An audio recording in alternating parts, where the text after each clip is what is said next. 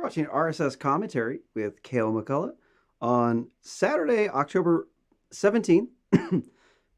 The computer crashed earlier, so this is part 4 of this insanely long news broadcast. Tonight, we had just left off. The computer crashed right after the end of the COVID stuff. Oops.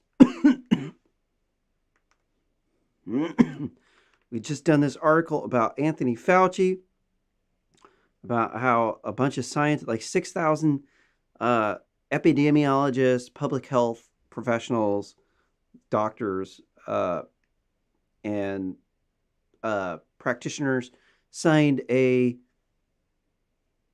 petition that the COVID lockdown restrictions were causing more harm than good, and that the herd immunity strategy was not actually a bad idea, and that Fauci was trying to, he wanted to shut the entire country down because he's a coward, and he's an ivory tower liberal, and he doesn't have to live by, he doesn't have to struggle paycheck to paycheck. He doesn't have a home that's going to get foreclosed on, or a business that's going to go bankrupt from these policies. This is why we call them ivory tower liberals, because they sit up top the ivory tower, pushing these policies, trying to get people to like them because they're attention whores. They're often at work all the time. Many times they're narcissists because they're so isolated at work, they can only focus on themselves. And when you take the spotlight away from them, they get upset because they think they're getting left out, and they have a right to be there because they're privileged. So these ivory tower liberal people will tell you anything that you want to hear to get you to like on the post, watch the ad, buy the product, and vote for them. This is why you cannot trust them, because they essentially are snake oil salesmen.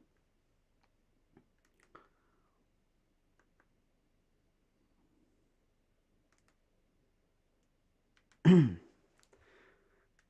this next article from the Daily Mail, Chinese virologist who fled to the U.S. after claiming coronavirus was made in a military lab says her mother has now been arrested in Beijing. Li Menyan told U.S.-based websites that her mother had been arrested. The virologist had alleged COVID-19 was quote-unquote man-made and, quote, not from nature, end quote. Fellow scientists slammed Miss Yan's bombshell, claimed it was unsubstantiated. Twitter also suspended her account due to her disputed virus allegations. What is up with Twitter doing that stuff? Boy, they certainly are a publisher. They definitely edit the news. They apparently have these really fancy AI algorithms, and then they can detect you doing a thought crime before you even know that you're going to do it.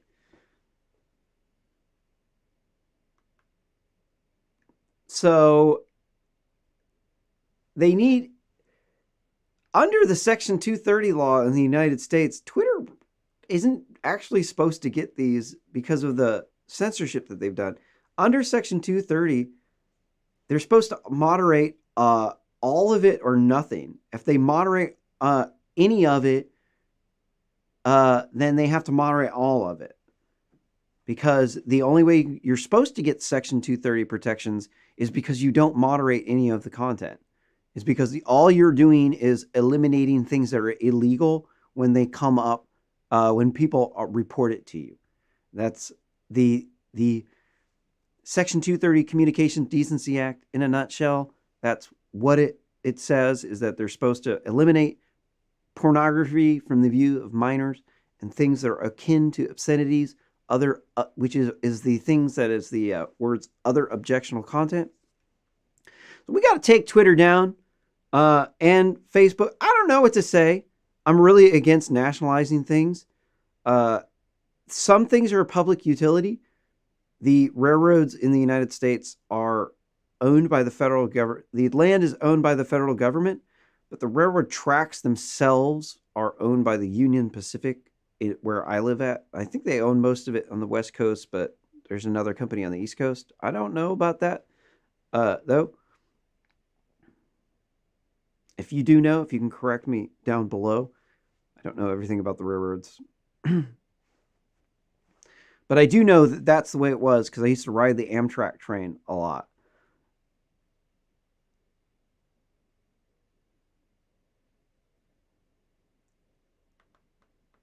Sorry. Reading on in the article, a Chinese virologist who claimed the China virus was cooked up in a military lab has revealed the Chinese authorities had arrested her mother.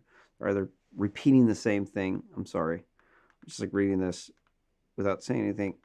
They have fluff. So this news outlet's pretty good. The Daily Mail. They put these really nice bullet points. They're kind of lefty, but they cover a lot of stuff that between them and the New York Post, they cover a lot of stuff. Definitely would recommend them. They're pretty lefty, so some of the stuff is irritating, but they've gotten better. I've noticed a lot less of that recently. Now I can't just like hark on them for being fake news all the time. So here's the woman, and her claims are reasonably reputable, but I don't know enough about it. She's saying that they fudged the genome data using some technique that allows them to mask the gene editing or hide the evidence of the gene editing. I don't know whether or not the claims were true.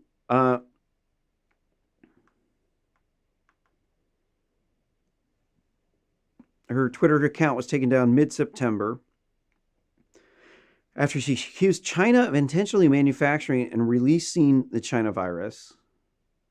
Interview with Fox News, Carl Tarleson. Sorry, said that wrong. Fox News' Tucker Carlson. Yen claimed she was suspended because they didn't want people to know the truth. I have evidence to show, or quote, I have evidence to show that that they can do it, that they have done it, that they did do it, and quote, she told Fox News.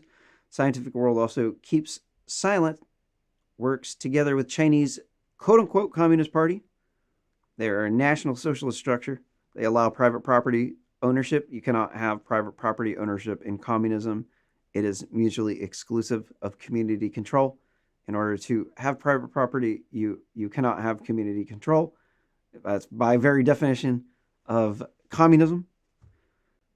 They have millions of Uyghur Muslims in concentration camps, which we'll get to here in just a moment. That's the next story. A video interview of the segment posted on Tucker Carlson's show page now comes with a warning that reads false information. This post repeats information about COVID-19 that independent fact checkers say is false.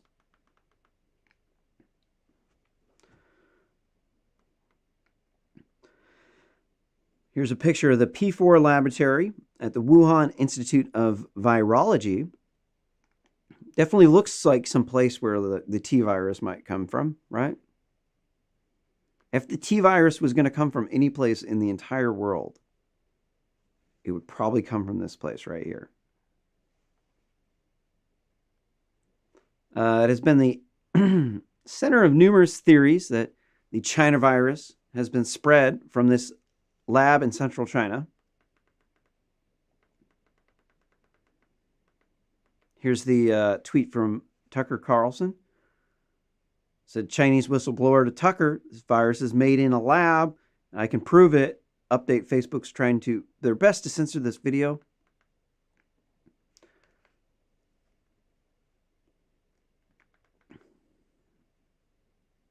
Just for the record, I have never been hit with any misinformation claims.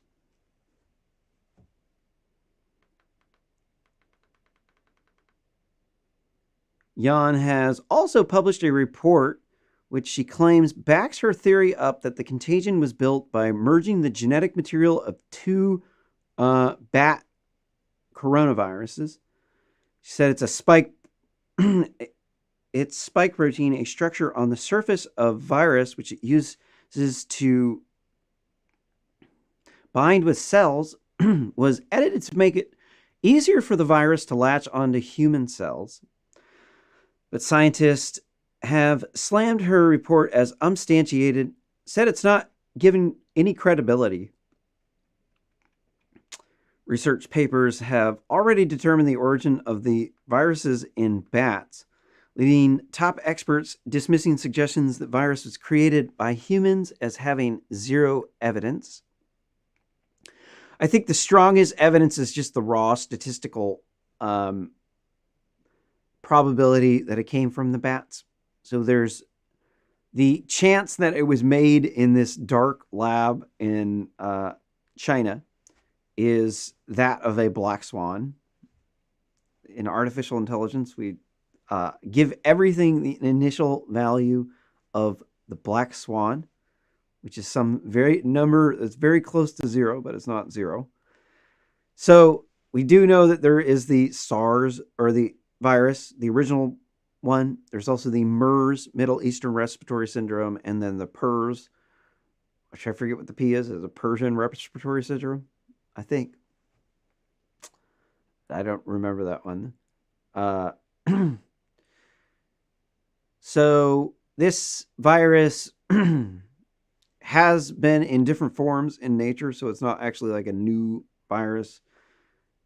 This woman's claiming they took two different kinds of bat coronaviruses and they merged them together to make an extra special killer. I'm going to push back. I don't think it's really that extra special of a killer.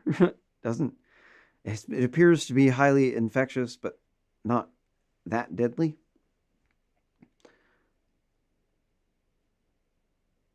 So the chance that it was an animal that interacted with people is very high, because the number of animal and human interactions is also very high. There's millions of interactions with people and bats each year, and any one of these interactions could have transferred the virus to a human. That is the strongest evidence that it's not made in a lab, is that the statistical probability of it is that of a black swan. But I did watch a video of a black swan feeding ducks the other day. So there are black swans. There are black swans, and China, I believe, might have possibly known that the China virus was not that deadly and manufactured the fear by staging those scenes where they put that smoke stuff out. Who the hell knows what is that smoke stuff they're putting out? Nobody knows. They put on like hazmat suits, and they like welded people into apartment buildings, and they build that massive, huge pandemic hospital, and they probably never used it. And I believe that those could have been staged. I don't believe anything without evidence. I'm a 100% factual based person. You should take a critical thinking class. It will change your life. I took one with Pete Boghossian at Portland State University. That was badass. Pete Boghossian is famous for, he had trolled some science publications. He put some like wrote some like completely out there research papers and submitted them and got them published in some prominent publications. And it was a big scandal. He got suspended from Portland State University because he had submitted false stuff.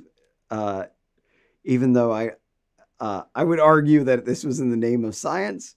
He showed that people in the scientific community will believe nonsense. Like they'll publish some wacky stuff, which is why we shouldn't trust everything from Fauci.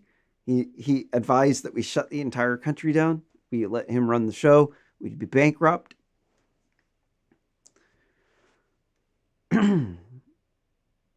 if I can smoke cigarettes, there's 600,000 people who die from cigarettes every year. Wait, no, way more than that. I think there's like millions of people that die from lung cancer. I don't know the exact number, but it's way more people that are going to die from coronavirus, die every single year from lung cancer from smoking cigarettes. And they had a choice. They actually went and made a choice as to what they thought was best for them. And then apparently they thought getting lung cancer was cool.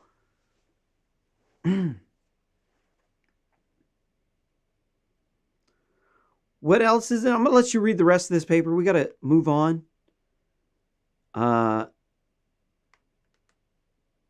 What's this next story? Uyghur Muslims on this next one.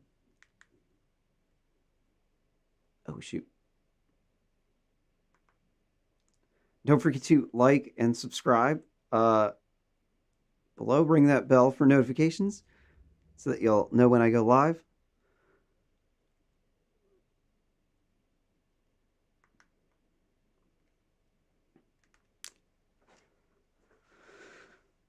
This next article from Newsweek, China arbitrarily detained 1 million Uyghurs and other Muslim minorities, Labor Department report finds.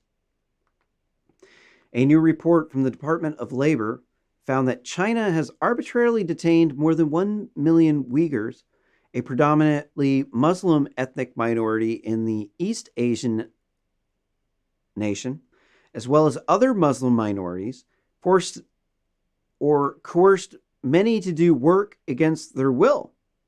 So it's a forced labor camp and re-education camp. It's a concentration camp.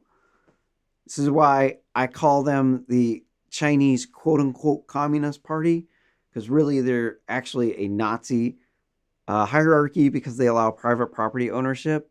They have hundreds of millions of impoverished Chinese out in the countryside, and they have millions of Uyghur Muslims and other Muslims in concentration forced labor re-education camps. And they are trying to be the world's #1 superpower. And they are nationalists. So by every single definition, they are National Socialists. They are nationalists. They are socialists. They allow private property ownership. They got concentration camps. They got a dictator. And the dictator looks almost just like Winnie the Pooh. Xi Jinping. He has very thin skin. He does not like it when you bring up how much he looks like Winnie the Pooh. And they banned Winnie the Pooh from China. And now they got that national security law where that's extraterritorial, which means they can enforce it if you're in America and you break it.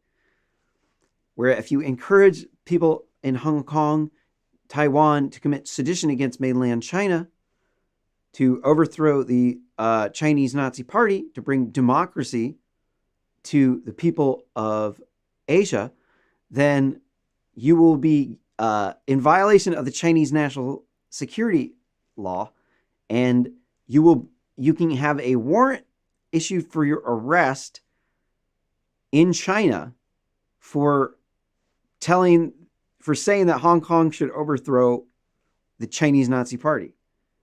I think that is a threat to our safety.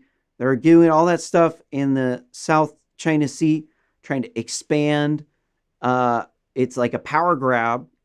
And right now, the Chinese Nazi Party is very weak. They're very divided. They got people actively speaking out, saying that the communist people thing is just a front because these people are very capitalist. They like money a lot. And but then they have this funny money from the communists. So how it works in China, they got a whole bunch of poor people out in the country. Then they have the Communist Party, or the quote-unquote Communist Party bosses, who are just really corrupt, like insanely corrupt. These are like the most corrupt politicians you're going to be able to come across.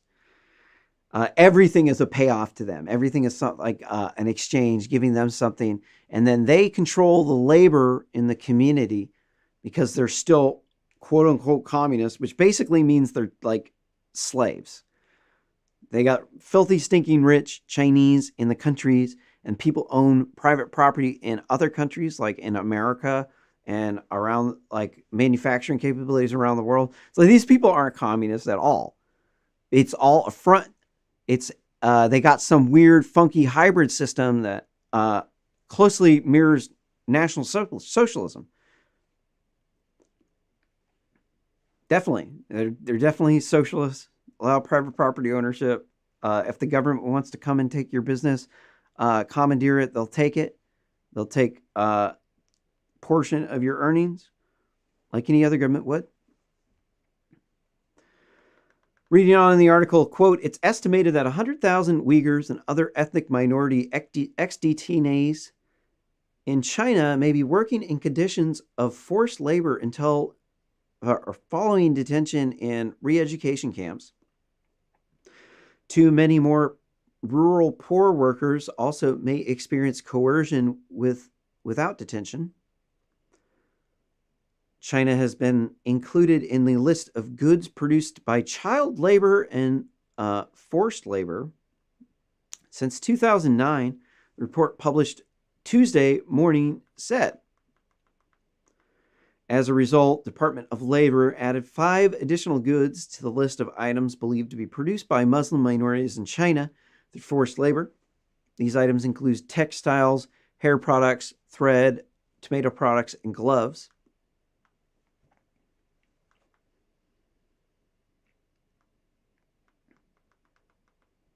You know, where's Black Lives Matter? Stick up for these people. They're out rioting. You got people in like the Europe and United Kingdom, even Australia, out protesting police brutality in America. In a country they don't live in, they don't vote here, they don't know anybody here, they don't have any business here. It's not their government.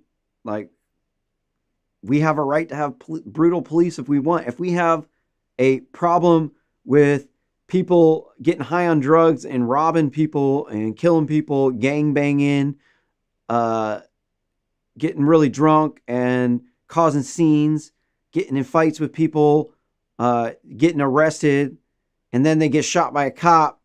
It's like, you know, that's their fault. That's not the police's fault. And then they're trying to protest all over the country to change laws here, and like none of them, they don't know anything about it. They just, and then where are they at with these Uyghur Muslims? Like, where are they at? None of them, I bet none of them have ever said anything. I've ran a bunch of stories about Uyghur Muslims. I've probably done more to help the Uyghur Muslims than like 99.999% of people just by running the stories that I do and exposing the Chinese Nazi Party. Mass majority of people just don't care that there's cell phone in their pockets made by slave labor in China. They don't care. They don't care that the police in China are incredibly brutal and they crack down on people, and they're really cracking down in Hong Kong and in Taiwan on dissidents. And they're expanding in the South China Seas. And they have that extraterritorial national security law where they can issue a warrant out for your arrest for encouraging Hong Kong to overthrow the Chinese Nazi Party, which is just insane. And they actively are brutalizing people. People disappear. And like crickets are chirping from the left. Nobody cares. The actual real brutality, they just turn a blind eye to. They don't care. They're getting something, they're getting a cheap product out of it. They don't care. All they care is that they got the product for less money, that they save some money. That's my biggest gripe with the black looter mob, aside from the fact that they're rioting and looting, is the fact that they're right and they're murdering. They just completely they suck all of the oxygen out of the room in order to everybody focus on them, as because it's their social media moment. They're coming up in their protest. They got the cool pictures for their Facebook. They got to be the event organizer or the medic or the fake Antifa press. So it's all about me, me, me. You got to look at people through that lens, because people are like that. People are like me, me, me, me, me. There's a lot of narcissists out there, like a lot of them. People are on different levels of narcissists. Some of them are malignant narcissists. Some of them are the bad kind. Some of them are just people who work too much and then they're obsessed with themselves, and then they're trying to be the popular, cool, hippie-ish dude with a cool job that still likes to go out to the parties, and they're trying to get people to like them, but they work all the time and they're isolated, and then whenever they are around other people, they don't know how to talk about things outside of their bubble, and so it makes them self-centered narcissists, because that's all they can talk about is themselves. They can't think about outside of themselves. They can't empathize with other people. And then they're out there with the white feminists, with these Democrat race riots, burning down our cities, killing black business owners, destroying communities, so that they can go, what? I don't know. I'm still kind of confused as to what exactly they're doing.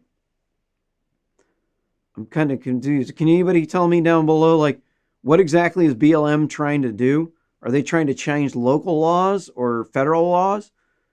Is it because most Democrats live in big cities? Are they trying to change federal laws? Or are they trying to push for something the president does? Is the president supposed to do this? Because this has all been around getting Biden in office. It's all been anti-Trump protests. The most of these big cities are run by Democrats. So who are they protesting? Are they protesting Republicans? Are they protesting Democrats? I don't know. But they won't say a word about the Uyghur Muslims. They don't say anything about them.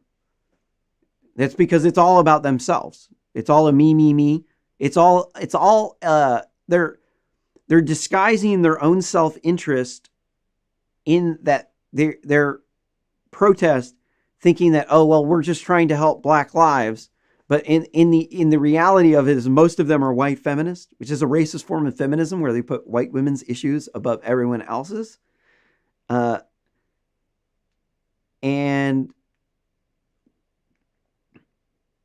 they will, because they hate the white man so much, because they believe in this critical race theory garbage where they say the white people are bad because of the sins of their ancestors, because the 6% of white people own slaves, and then up to 95% of American Indians died off. So they say we took the land because nobody lived there. They didn't have a government. And so they were nomads. And apparently we took the land from the nomads by immigrating here when they didn't have a government. And then we brought government to them. And so they're really, all their efforts is concerned in targeting the racist white man. And it's because most of these people are Democrats in big Democrat-run cities where they're at the bottom of the social hierarchy. And most of the city's controlled by Democrats. So if you want to rise up the social hierarchy, it has to be through the Democrats who have more money. Most Republicans live in rural states. They're poorer states. So they blame racism for why they're at the bottom of the social hierarchy, because they can't, the people running the Democratic Party can't say the people in the businesses won't hire you because your grades suck. You didn't try hard in school. You did too many drugs, partied too much. You've got too many baby mamas. And that's why you're at the bottom of the hierarchy, or you made bad investments in life. They have to tell you it's the racist white man, because it's a scapegoat tactic for them to scapegoat the blame for their own failed policies. And they're all up in bed with China. So a lot of these Democrats are actually, they work with, get investments with Chinese, quote unquote, Communist Party controlled businesses. In China, it's still quote unquote communist. It's not really communist. It's insanely corrupt, where the Chinese Communist Party just controls everything and pocket all the money. They do all these shady backroom deals, and they've been paying off our people. So when they say America first, what this is meaning is America has not become first anymore. For example, with Hollywood, the movies in Hollywood make a lot more money in China. So a lot of movies, they don't really try to suit the American market, because if they didn't restrict the free speech, then they would not be able to sell the movie in China. And they make vastly more money in China. And in China, they pirate movies. So this doesn't make sense if you know anything about Chinese pirating. You're like, wait a minute, I thought Chinese pirated everything. Like, yeah, they're communists, remember? They the government pays them a bunch of money for this thing so they could have the movie. And so what this does is it opens up a route for them to do what is called cultural Marxism. It's a very detestable practice started by the Chinese after World War II, when the women's suffrage movement, all the women voted for communism. It was the same thing in the USSR. When in Nazi Germany, the women voted for fascism.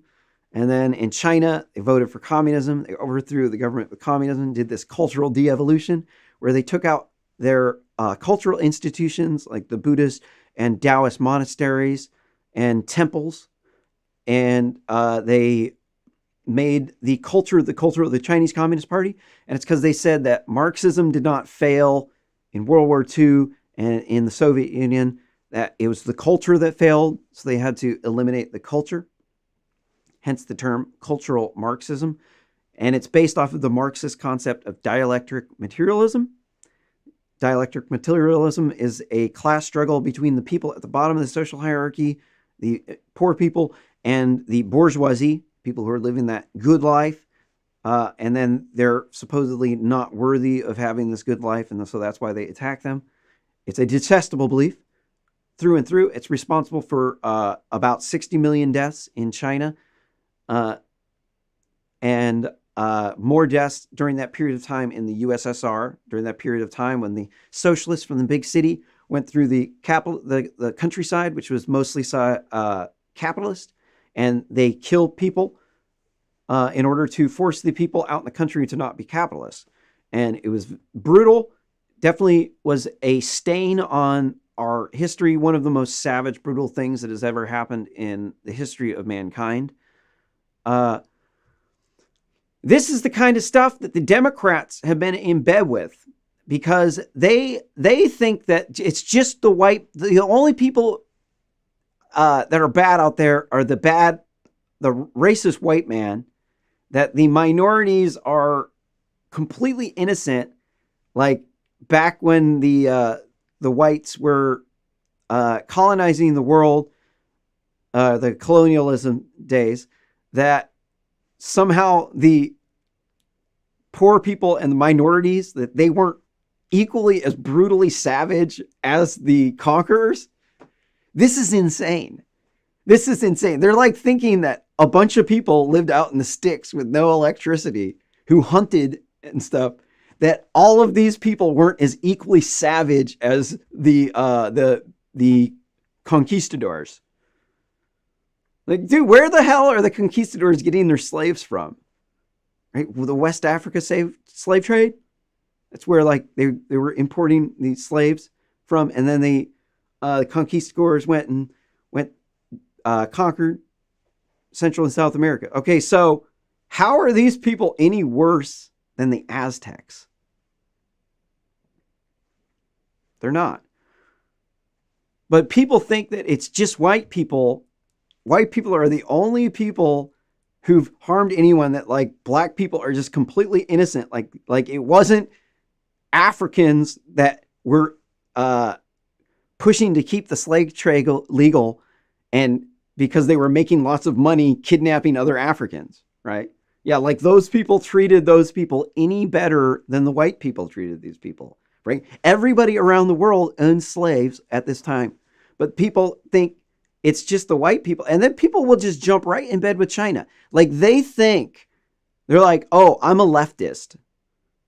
These people are communist. I like communism. So therefore, we are totally okay with working with the Chinese Communist Party. And then these Chinese Communist Party people are the worst. They're so corrupt. Like these people just reek of corruption. When you look at them, you can just see the funny money popping out of their pockets from all the backroom deals. Dude, they are like the classic Chinese Communist Party figureheads, the older dudes. Like they just have this look about them that is so insanely ingrained corrupt. You can really visually see that this person is a corrupt person.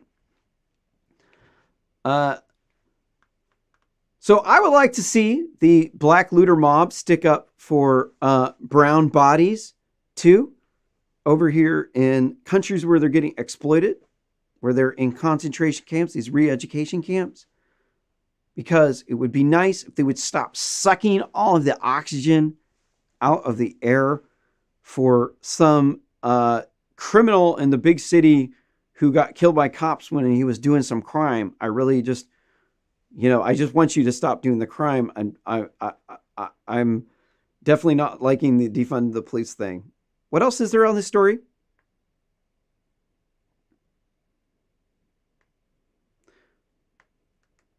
I think that's it. If you like this content, please don't forget to like and subscribe, and ring the bell for notifications for when I go live. Hopefully that will be more regular, not these long things. The long streams are hard. I'm trying to do an hour a day. That would be better than these long streams. In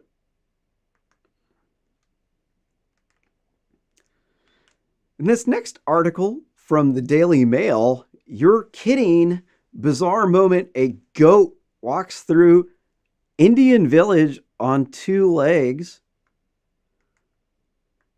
Here's the video of the goat walking through the Indian village. There's a fog out there. With an advertisement on here. And it's calling you by name. Yeah, you got to put up with what you got to put up with, right?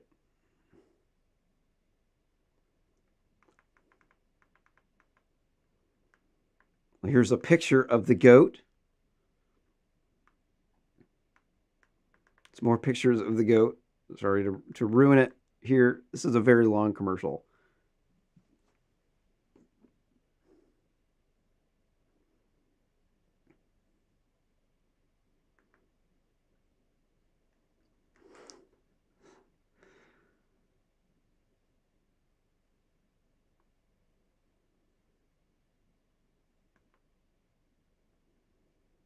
That's very interesting.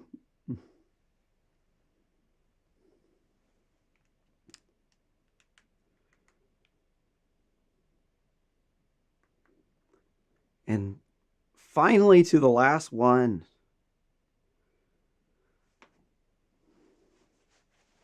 Wow, it's really hard to do like 10-hour sessions. I did do a 9-hour stream last time. I think I covered 60 articles.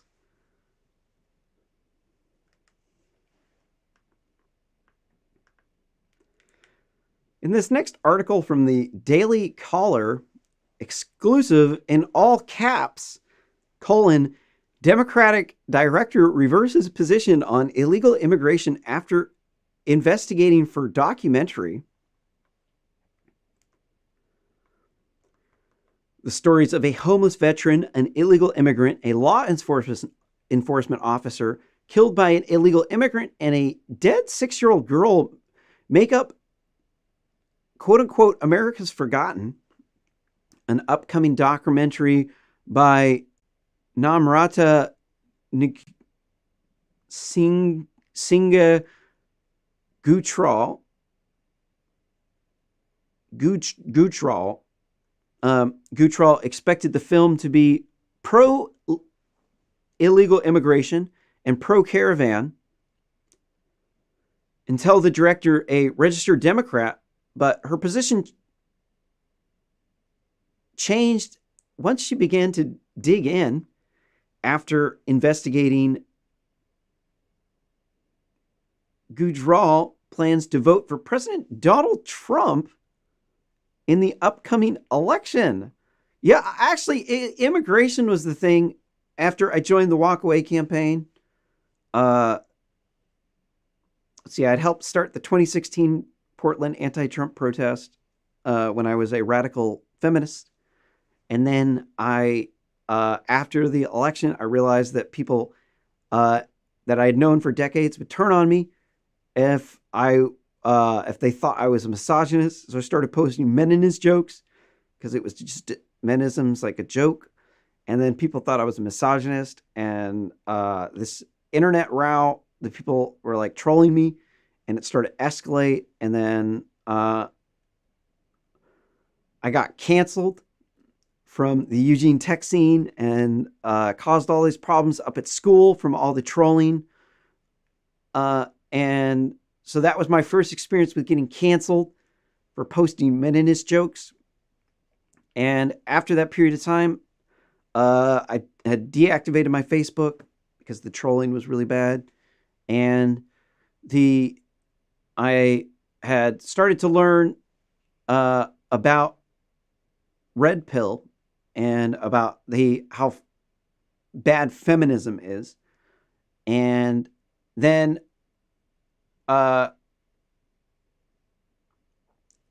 after that period of time, I was still a Democrat. And I had another experience where I got canceled from tech Twitter, where I was like, I had some leader of the NVIDIA Corporation, one of the high ups, had tweeted that she was happy that women are making more than men now. And then I tweeted something to the effect of, how does paying rich white women more money help black people out? And then a bunch of feminists pounced on me and started trolling me. And then this 9 replies guy tweeted me, shared my post all over the internet, and then I got like 170,000 views on these tweets of like embarrassing me, and then it got me canceled from tech Twitter. I had gotten one invitation to speak at a conference internationally because I wrote the world's fastest number printing algorithm. But after that, I got canceled and people wouldn't talk to me anymore. So that was my second experience being canceled. And then around this period of time, I was still a Democrat, still holding on like, no, Democrats are still the ones who are trying to help me. And then it wasn't until I realized that I didn't support immigration that I actually left the Democratic Party for good. I realized I have this cat that was a feral cat a long time ago. And she's a lot smarter than other cats. She's really pretty. She's like this mix of like a Siamese with this other jumping cat. And she's very smart. And this is kind of the same story with a lot of feral cats. If they've been out in the feral community, like they'll be a lot more dominant than the house cats. So house cats, they don't really have the best genes. They might be pretty to look at, but their genes are not as good as these feral genes. The feral genes are a lot stronger. So immigration is a lot like having feral cats. So feral cats you have a bunch of house cats. We're kind of like domesticated house cats ourselves. And so if we, as domesticated house cats, if we just allow the feral cats from all over the place to come over and take over, what ends up happening? Got a bunch of stray cats everywhere. And then they knock up all our domesticated cats. And then if you have a Persian cat with really nice Persian fur, that Persian cat won't be a Persian cat anymore. And then if we all do this everywhere, then we won't have any Persian cats anymore. And so this shows you through the example that domesticated cats can be genetically inferior, but they can be very pretty and nice cats. And we don't want to get rid of them. But the feral cats are they're like better in a lot of ways. They've had natural selection, cull their herd, and it makes them stronger. So immigration is a lot in the same way. If we allow too many immigrants into the United States, what ends up happening is they end up at the bottom of the social hierarchy in the big cities. And so they have to compete with each other for wages. And so this will depress their wages and it'll make it so that they become a permanent underclass. So this is what this film director had discovered. So he wasn't aware. I wasn't aware of this either. I did not know that. And I also never thought about the people that we're bringing into the country are going to get a dominant position over us because they've had more experience in poverty. They have a better work ethic. So when we bring in a whole bunch of people, immigrants, there is a high chance that we're going to end up at the bottom of the social hierarchy that after a few generations, because our Americans' GPAs aren't so good. Like we're not, the children of the rich kids are doing pretty good, but the children of the non-rich people aren't really doing so well with their GPAs. So just like with cats, if we bring in a lot of feral cats all over the place, and then we got stray cats taking over, and then the cats start to take over, and then our domesticated cats are no longer the same anymore. And like, yeah, okay, so they got better DNA, right? But what we know, these Persian cats and these Siamese cats and these Japanese Akito cats, they're gone. They're all gone. And it's because we didn't control the immigration from the feral cats. So I like that example because it can show you through cats that how the genes work. And immigration's a lot the same way. There's the globalist community. So there's tribalism where people will get in tribes, and then that a lot of times is healthy, but it can cause a lot of fighting. Tribalism in Africa causes a lot of terrorism, a lot of murders. Then there's the other option to tribalism is nationalism.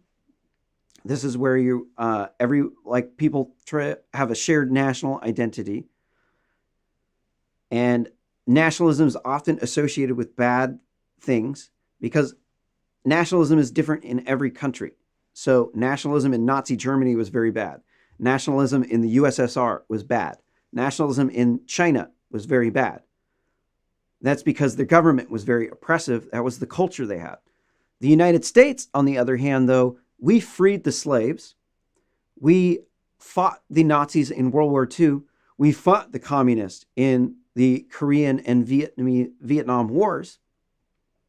So our culture, our notion of our nation is the shining city on the hill. Our notion of nationalism is not the same as a far right government. Our notion of nationalism is inclusion. We have the Civil Rights Act, the one that was after the Civil War, and then the one in 1968. So our legal system has inclusion, diversity, equal protection under the law, Bill of Rights protecting our negative rights from government interference. And so our form of nationalism is a good form of nationalism. Our form of nationalism is Thanksgiving, 4th of July, Christmas, Easter, even if you're not Christian. We just call them the holidays. And these traditions are traditions that our people hold, that if we bring in a flood in the place with, we currently are bringing in 1 million immigrants per year. When we bring in too many of these people, what we end up with is large congregations of very poor minorities in big cities. And if we don't restrict the immigration, then these people are a permanent underclass.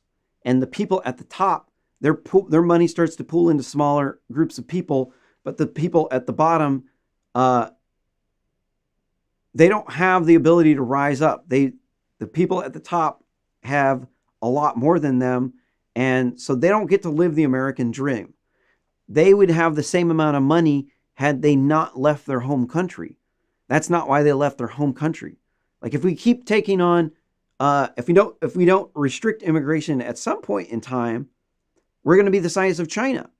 We can't just take on, they're like the 80 million some odd extra people that the developing world takes on or generates. Like we take on 1 million and they make 80 million every single year because they don't believe in contraception, because they believe in some spooky, weird spirit shit. Like they like hack up albinos there and mix up their bones with some tiger blood to make some sex potion for some Chinese dude. So we have to have some sort of reasonable immigration restriction. It has to be at a number. But a lot of these people on the left are just pushing for like open borders. Like this guy in this article was just pushing for open borders. Let's go into the article, see what exactly he said. The director set out to make the documentary favoring illegal immigration and migrant caravans, but after investigating, I soon realized the illegal immigration actually harmed everyone involved, the director told the Daily Caller Foundation. And one of the big reasons is because of them being the permanent underclass. Because it's like, okay, like you were making what, $2 or $3 an hour in your home country, maybe $1.50, and then you come up here, and then maybe you're making a little bit more, but the cost of living's a lot higher. And so like, okay, well, you just neglected that some of these other things were a lot cheaper down there. And then they got up here, and then they're stuck permanently in the underclass for some number of generations. And then when you bring on too many of them, they can't learn the 4th of July and Thanksgiving and how to do like a Christmas or a holiday dinner. These are like our cultures and traditions that we learn over our lifetime. We were born into them. And when we take on too many people at once, all of these things disappear. All of our traditions disappear. Our way of life disappears, and it's replaced with tribalism. It's replaced with a bunch of different people with different, their culture is from their country, which is a beautiful, wonderful culture, great people, but it's not going to be, we can't have a shared sense of a nation. We can't have American nationalism when we're packing in so many people that our culture becomes the culture of Mexico. Because 25% of these immigrants are coming from Mexico. 56% of illegal immigrants also are coming from Mexico. So these rules of the current immigration system are heavily biased towards Mexico. So if you're a Latino from South America, you're looking at this and you're going, wait a minute, there's only 450,000 Brazilians in America, and Brazil is absolutely huge. It's like 460 million people, and Mexico's got 150 million people. Why are 25% of the immigrants coming from Mexico?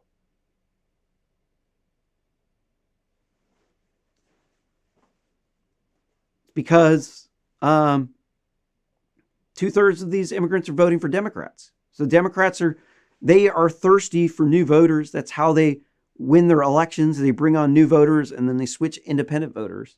That's how politics has evolved to. It's the name of the game. So the new immigrant populations for these Democrat politicians are really just a new voting demographic for them. That's really all they look at it. Let me show you the immigration chart. I've already covered this once today in this show. Here's from the U.S. Census Bureau document called A Changing Nation, Population Projections Under Alternative Immigration Scenarios. And on page 5, figure 1, you will see a chart that says U.S. population 1900 to 2016. Population projections from 2017 to 2060 by immigration scenario. On this chart, you will see it's about a straight line. And this green line here is the expected based on the policy, the mainline series. That's about 404 million people, 0.5. Then we have, if we have no immigration, our population shrinks. If we have moderate or low immigration, it's 376 million. Expected 404 million. This is by 2060, sorry. And then if it's a high immigration scenario, we can see that there's 446.9 million people. If you take the difference between 319.7, 446.9, that's 70 million people.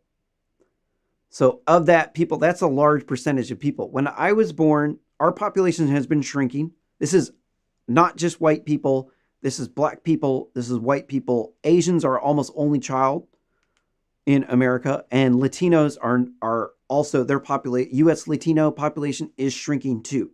So all of our populations are shrinking right now, and this is we can see this through this curve right here, that it goes down if we have no immigration. And then that means because people are having less than 2 children, and this is causing their population to go down. It's because of feminism. Feminism causing women to put off having a child till their 30s. And when they do so, they have on average 1 child. This is why the Asians are only child, because they're going too hard in the workplace and they're feminists. So we could see that there's a huge difference between these numbers.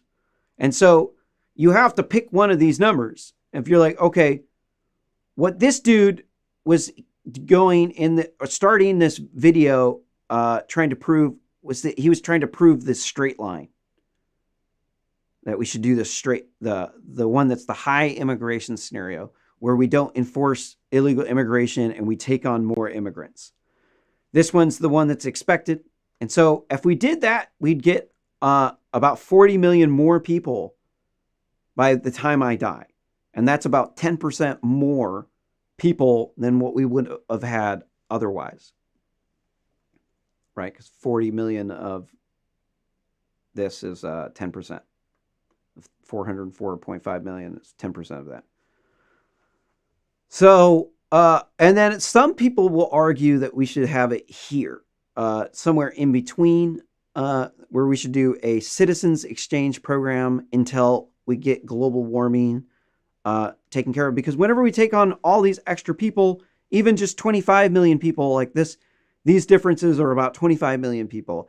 That 25 million people is a lot of pollution. If they're all living the American life and they're all sending money back home so that people in their home can live a better life, because a lot of immigrants come to the United States to send money home. So these things, people, they completely neglect these things. They're like trying to make a policy based off of what makes them feel good, and they don't want to sound racist. So they don't want anybody to call them a white supremacist or a white nationalist. So they say, oh, the only one here that we can have is the highest. Like we have 4 or 5 different options here. We have no immigration, citizens exchange, and then take some of the best and the brightest, somewhere around here. And then that would be like 50 million less people. But this is a conversation that you can't have with a lot of people, because they say, oh, you're being a white nationalist. But these are like real issues. By the time I die, like my kids have to compete with these people. Our population is shrinking and our cultures are going to die with us. 4th of July, Thanksgiving, Christmas, Easter, all these things that we grew up with will be gone. And it's because we just took on too many people at once. And whenever we do this, What's the next step? Like, let's say we got this high immigration scenario up here.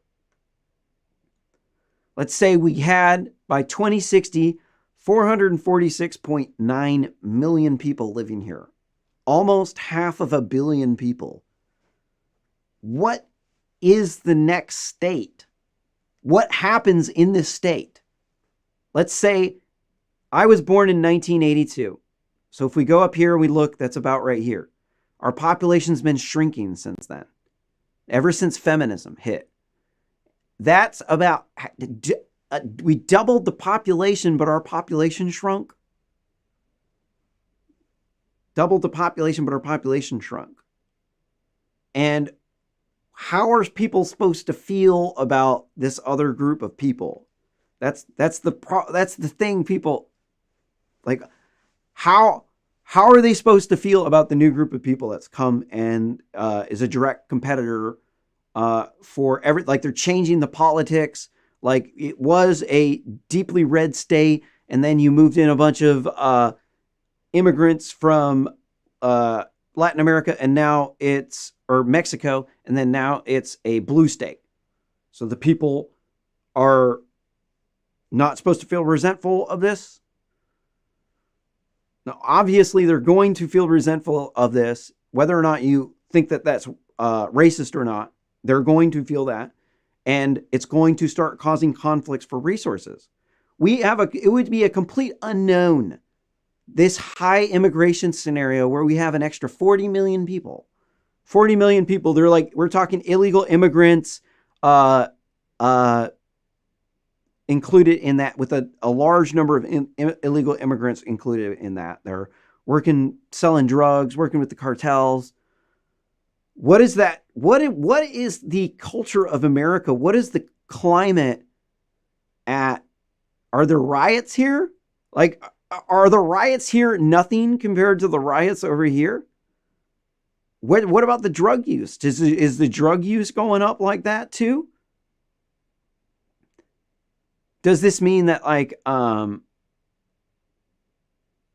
white people end up, or the people, the Americans, are the Americans who are the ones that are here today, are they going to be the same? Are they going to be on the top of the social pyramid when these new people come in? Or are they going to be at the bottom of the social pyramid? These are all unknowns. They're unknowns. Known unknowns is what they call it, as opposed to known unknowns, which actually, it sounds crazy at first, but it's actually a legitimate term. There are known knowns and there are known unknowns. But these are the known unknowns. We know there's going to be a power shift. There's going to be a class inequality from the new immigrants. And it's going to take multiple generations to overcome. So there's going to be a lot of poverty.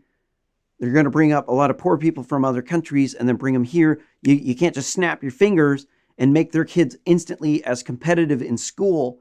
It takes generations of people teaching their kids. So what does this look like? It's an unknown. That's a danger. In the business world, when we know there's all kinds of stuff that could be very harmful in here. It's a gamble. We usually don't go that route. We usually go one of these other routes. We wouldn't really go the one where we know, okay, this one is going to make it really, if we go this route, our competition is going to be really high and it's going to potentially cause us to suffer. We wouldn't go that route. We would go the route where there's less competition and I'm going to be more prosperous. I'm going to have more money because I have less people that I have to share it with. That would be the route that a normal person would go. So what was the story with this dude?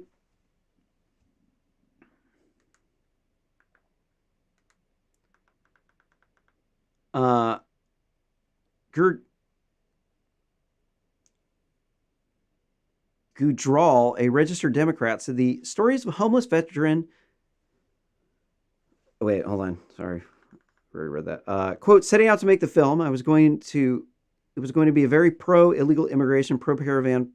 Sorry, that's another thing I'm rereading. Quote, it was a crossroads. Do I tell the truth or go ahead and make the film? Or do I walk away from the film because it doesn't agree with me or my industry? Goodral told DCNF, quote, I decided to stay the truthful to my craft of filmmaking and tell the story as I saw it without bias or preconceived notions. End quote. Goodral said the turning point for her was that when she went to India to search for the grandfather of a girl named Gurupret Kaur, who died in the Arizona desert while trying to illegally immigrate to the United States. It's a hard name to pronounce. Goodral went to the same name and sat at the same marble floor where CNN reporter had previously conducted an interview with Gurupret's grandfather. She saw no signs of violence or poverty or persecution in the neighborhood. Gurupret's father lived in New York while his asylum case was pending, according to CNN. His lawyer said that he was from a religious minority and he was fleeing persecution. And, quote, the lawyer said for her mother, said that she was also seeking asylum, CNN reported.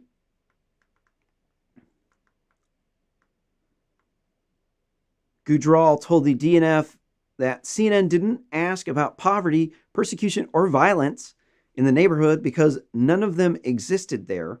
Why would a reporter whose job is to report on the truth go there and not even question it? Fake news CNN strikes again. CNN's report did not provide details regarding the claims that Gurupret's father faced religious persecution. Quote, there's something more here than meets the eye, and I'm reading in mainstream media. I just needed to follow up in the story more to find the truth for myself, Goodral told the DCNF. And so when they say I'm fleeing religious persecution, what that means is they want an asylum. That's what they're making it up. It's like a lie. That's what they're saying here. I think they did a poor job of saying that. Goodral said that when Rep. Rashida Tlaib, a Michigan Democrat, blamed the Trump administration for separating families at the border, she felt compassion for them. Now she wonders why the mother who brought her child through this harrowing experience really didn't need to leave the home where she was at because there was no poverty, persecution, or violence, should be held accountable for putting her child through this. Yeah, I think it's child abuse to do that stuff. Really, they're just wanting more money. They want to get out of the situation they're at. They want to flee somewhere, so they pick, the best place that they could possibly go to, as opposed to a realistic place where it wouldn't be a burden for everybody. Everybody wants to come to the shining city on the hill. If we didn't have immigration laws, we'd be the size of China. Everybody wants it, and then we'd all be poor. Well, what the hell's the point of that? An illegal immigrant from Mexico, Maria Garcia, came to the U.S. to study. She said in the film, Maria said that she and her and other women and children were raped and abused by cartel members acting as coyotes, people who smuggle immigrants across the border. Maria said the cartel promoted a warped version of America where everyone was successful and rich. She said cartels sold her multiple times until a canine at the border was alerted to the car. Border Patrol agents found her and another woman in the trunk. She said in the film, what is this video? I want to see if I can document the extent of human suffering to where people are willing to risk their lives to seek refuge elsewhere. And I'm devastated with what I see.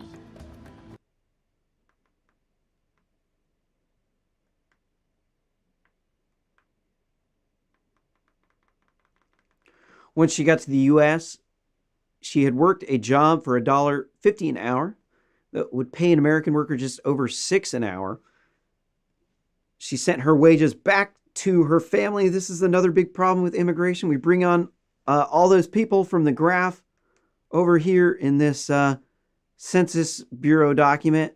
We bring in all of these people, all of these immigrants, and then what do? Take all of our shit and send it back to their home country. This is not good. This is absolutely not good. So first off, it's hurting them when they mass migrate here. They're getting taken advantage by these coyote human trafficking networks. They're getting lied to, sold a fake narrative so that they could get more humans to traffic. And then they come here and they extract the wealth out of our country and send it back home. Definitely not cool at all. On the other side of the quote, on the other side of the fence, illegal immigration is a bad idea, period. And quote, Goodral told the DCNF, she said, no one wins except for the coyotes, the corporations, and maybe the politicians. Goodral said the Americans need to do more to educate themselves about the issue. Quote, Americans need facts, end quotes, she told the DCNF. She adds that, quote, America's forgotten, end quote, helped her decide who to vote for in the upcoming election. Team Trump, baby. Woo, woo. Quote, a few months ago, I would absolutely have voted for Joe the Groper Biden, the one that gropes women in the White House and would walk around naked. Yeah, if you didn't know about that, he's actually a serial groper. I'm not making it up. He actually there was a Secret Service agent that had to be restrained by other agents from punching Joe Biden after he groped his girlfriend at a White House event. True story.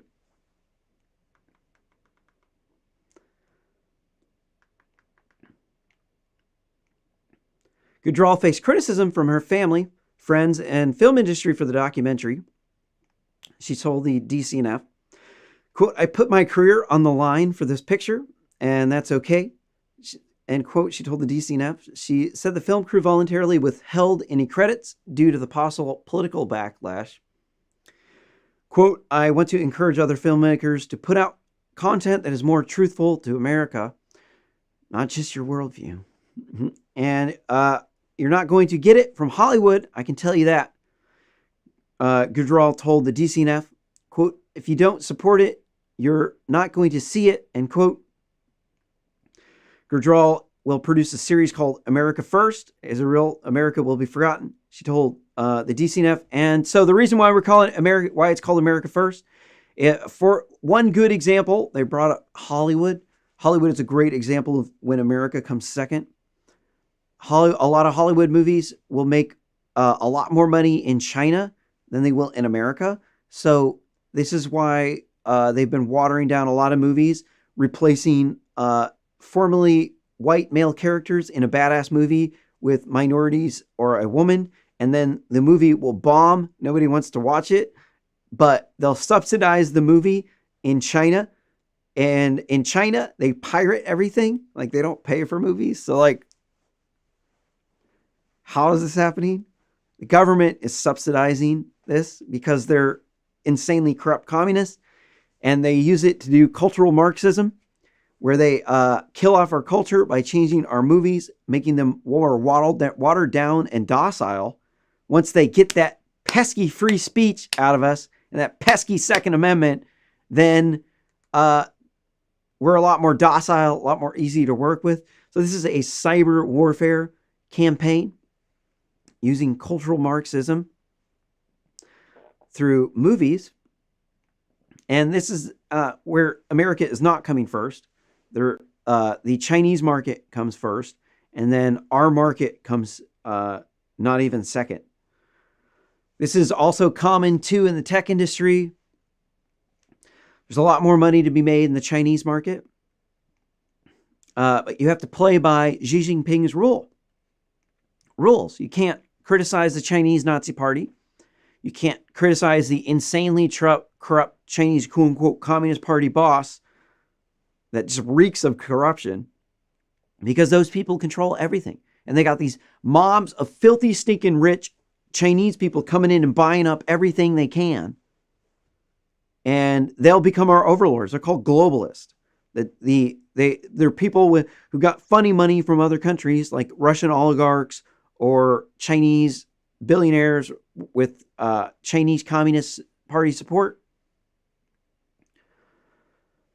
And their children are a lot more well-educated than us. They have more money. They have inside connections in Chinese Nazi Party-controlled companies. And they have a significant advantage over us on our home turf. And this is what's fundamentally dangerous about having unrestricted immigration, where we don't protect ourselves from the globalists. Like we have to set up some sort of reasonable protections, reasonable restrictions on immigration, and in order to make it so that our people don't get dominated by the globalists whenever they do this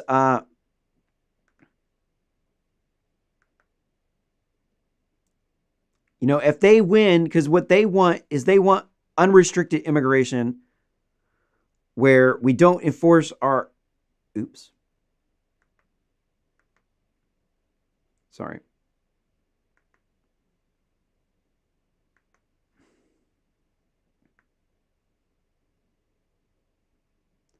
Because they want this. Under this number, this allows the most number of Chinese Communist Party members to either legally or illegally immigrate to the United States. So when you see propaganda pushed through the mainstream media outlets, you need to understand they have a lot of foreign influence. For instance, we've been reading a lot of news articles from the Daily Mail. The Daily Mail is located in the UK, and the Daily Mail also pushes a lot of pro-China articles. They're not as bad as NPR. NPR is straight up like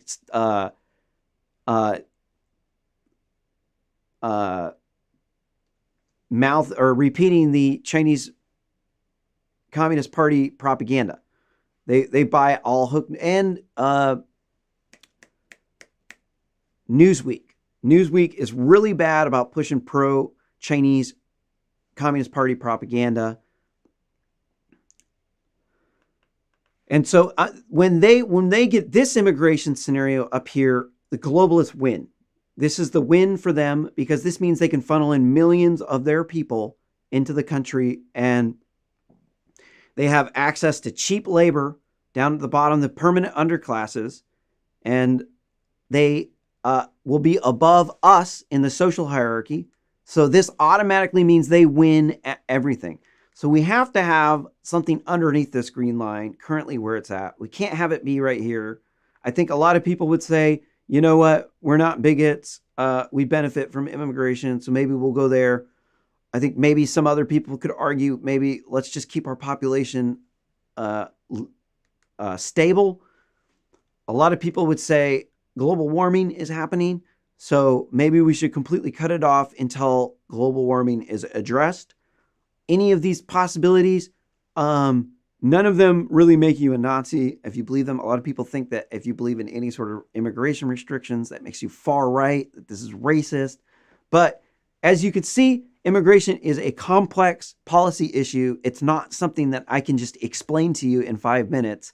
This presentation took a long time, and it's a complicated issue. And either of these paths that you pick, any of them, it does not make you a bad person. It does not make you a racist. There's good reasons why you might say, I want the population to go down because of global warming, right? Is that racist? No, that's environmentalist. That's like a leftist belief, right? I don't really think it's leftist, but like this one seems reasonable to me, where we restrict immigration, like maybe take it down to 500,000. Maybe we could take it down to 100,000. I don't know. Maybe that's too low. Maybe we lose the best and the brightest. Do we really want to bring the best and the brightest? First off, we're bringing the best and the brightest. So what does that mean? They're going to be at the top. So they're going to be above us. We're going to be below them. So that means it's like bringing in wolves into the hen house. It's like, I got a hen house. I know I bring in this many hens in this batch. I'm going to have X wolves. It's going to be more than one. It's going to be maybe 10, 20 wolves. Are you going to bring those hens into the hen house? No. You got to get the wolves out of the hen house. You don't just, you put the hens in the hen house. You don't put the wolves in the hen house. That's what these people are advising that we do, is that we just unrestrict it and allow all the wolves to come into the hen house and go buck like a bull in the China store. I personally think, usually the best to go is a compromise of the above, where we aren't trying to demonize people as being racist or xenophobic because they pick one of these paths. Because the reality is it's very complicated.